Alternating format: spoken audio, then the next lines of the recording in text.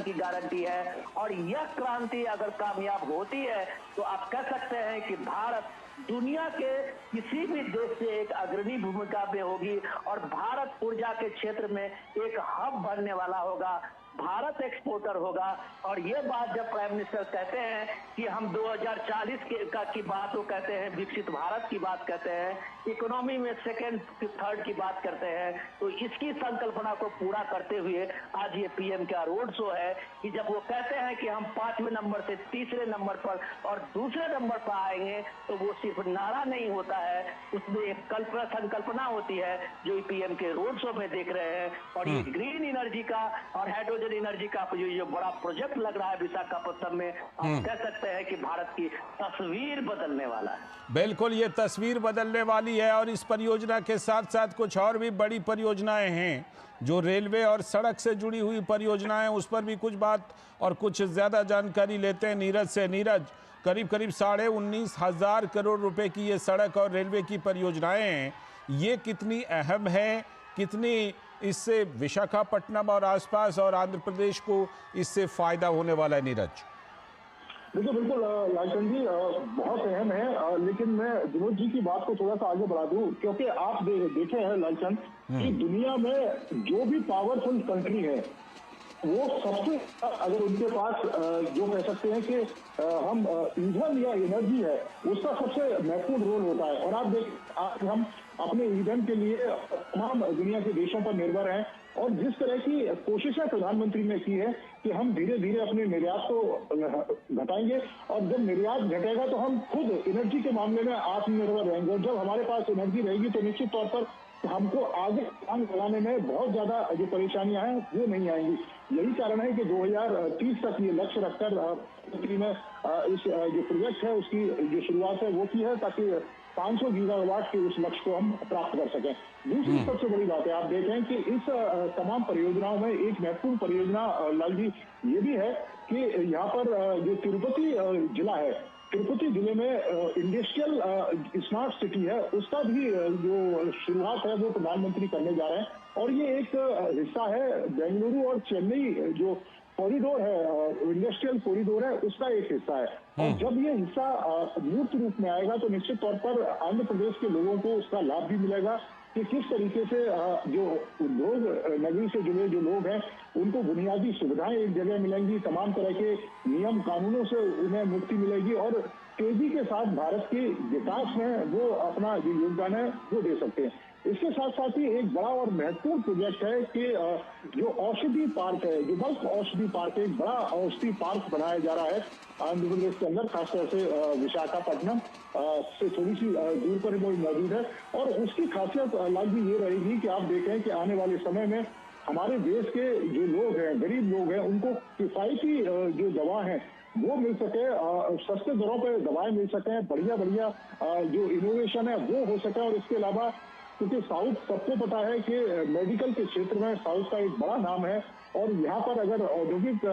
Park अगर बन रहा है तो इस इंडस्ट्री से जुड़े लोग एक जगह ही तमाम तरह के इंफ्रास्ट्रक्चर को भी प्राप्त कर लेंगे और उनके कारोबार में तेजी भी आएगी। जब कारोबार में तेजी आएगी तो उसका बड़े पैमाने पर जो लाभ है वो लोगों को मिलेगा। और ये कहा जा रहा है कि ये तमाम तरह की जो परियोजना है उससे 6 से 7 लाख के बीच में जो लोग हैं वो रोजगार प्राप्त कर सकते हैं। तो निश्चित तौर पर एक बड़ा प्रयास है। और इसके साथ साथ ही आप रेलवे का देखें कि जो दक्षिण तटीय रेलवे जो जोन है उसकी शुरुआत हो रही है, मुख्यालय उसकी आधारशिला प्रधानमंत्री रखेंगे। और रेल कनेक्टिविटी को किस तरीके से बेहतर किया जाए, रेल कनेक्टिविटी को किस तरीके से देश के एक हिस्से से दूसरे हिस्से तक जोड़ा जाए, और सिर्फ रेल कनेक्टिविटी नहीं को उसके साथ उसकी स्पीड को भी, कि उसकी स्पीड को किस तरीके से बढ़ाकर हम दूरियों को कम कर सकते हैं, अपने समय को बचा सकते हैं। तो इस दिशा में भी ये एक बड़ा कदम है। प्रधानमंत्री जब 2 लाख से ज्यादा करोड़ की परियोजनाओं की शुरुआत करने जा रहे हैं। लाल जी, बिल्कुल, ये अपने आप में बहुत ही महत्वपूर्ण है। और जो कुछ मैसेज की बात हम कर रहे थे विनोद जी, बहुत सारे ऐसे लोग हैं विनोद जी जो पता नहीं ना जाने कितने महीने से इंतज़ार कर रहे हैं कि कुछ खबर आए, लेकिन ये तस्वीरें जो हैं वो तो उनकी उम्मीदों पर क्या कहा जाए, पानी फेर रहा है, झाड़ू फेर रहा है, इस तरह की तस्वीरें जो वहाँ से आ रही हैं आंध्र प्रदेश से। लाल जी, मैं पहले नीरज की बात को थोड़ा सा आगे बढ़ा देता हूँ। बिल्कुल जो रेलवे बढ़ाइए। प्रोजेक्ट की बात आप कह रहे थे कि विशाखा, ये जो दक्षिण तटीय रेलवे जो का जो मुख्यालय की आज आधारशिला है, उसके साथ साथ अगर आप देखिए कि एक पूरे कॉरिडोर को एक किस तरह से ये पूरा एक बना रहा है, जिसमें आंध्र प्रदेश के तिरुपति से लेके चेन्नई बेंगलुरु औद्योगिक जो गलियारा है, जो आप कह सकते हैं कृष्णापट्टनम के जो औद्योगिक क्षेत्र है,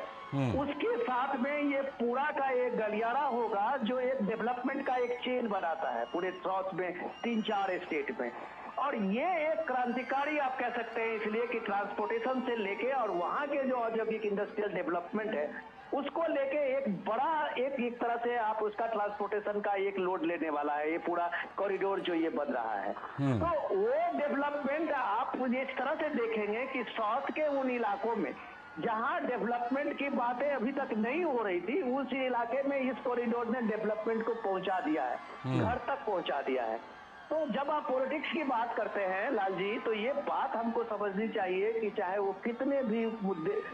चुनावी स्लोगन हो, चुनावी बातें हो, संविधान हो, लोकतंत्र की बात हो, अल्टीमेटली लोगों को विश्वास जो उस चेहरे पे होता है, उसके डेवलपमेंट पे होता है, उसके करिश्मा पे होता है, जो प्राइम मिनिस्टर मोदी को लेके आप इस तस्वीरों को देख रहे हैं। जो पॉलिटिक्स की बात जब आप करते हैं तो आप ये देखिए कि आज एनडीए की ये पूरी ताकत आंध्र प्रदेश में है। खुद प्राइम मिनिस्टर मोदी ने सबसे ज्यादा वहां दक्षिण के राज्यों में कर्नाटक से लेके और आंध्र प्रदेश में रैलियां की थी, रोड शो की थी, और वो चुनाव जो है पूरे एनडीए की वो बड़ी जीत बनी थी और एक बड़ा बदलाव वहां, राजनीतिक बदलाव सामने में दिखे थे। ये पॉलिटिकली हम इस बात को एक तरह से फुटेज में यूज करते हैं कि चंद्रबाबू नायडू का कभी हो सकता है, तो आप उनको ध्यान में रखना होगा कि पवन कल्याण भी उनके साथ में है। जो आप एक तरह से वहां पॉलिटिकल कॉम्बिनेशन जो है वो आज तक एनडीए के लिए इतना बड़ा कॉम्बिनेशन कभी नहीं रहा है,